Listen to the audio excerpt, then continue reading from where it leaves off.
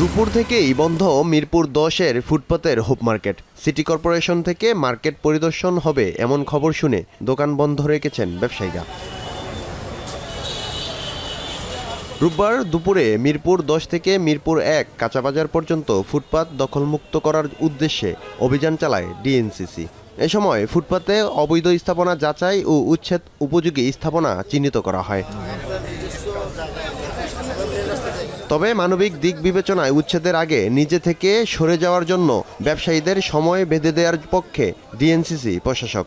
জনগণের যেমন যাতায়াতের ব্যবস্থাটাকে সহজভাবে করে দিতে হবে, তেমনিভাবে একইভাবে যারা গরিব ব্যবসায়ী আছে তাদেরকেও একটা ব্যবসায়িক জায়গায় তাদেরকে একটা বন্দোবস্ত করে দিতে হবে।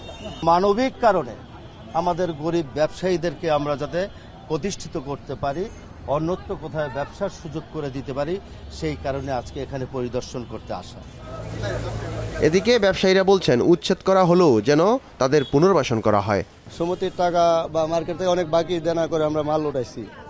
আমাদের এই দোকানগুলো দিয়ে হাজার হাজার ফ্যামিলি চলে। আমাদের যদি এই ফুটপাত থেকে উঠাই দেওয়া হয়, আমাদের রাস্তায় নামা ছাড়া আর উপায় নেই। আমাদের একটা ব্যবস্থা উনি চিন্তা করে রাখলে তাহলে আমরা এখানে উপকৃত হব।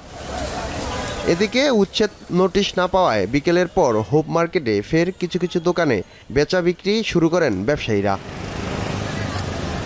ফেরদৌস রহমান, এখন, ঢাকা।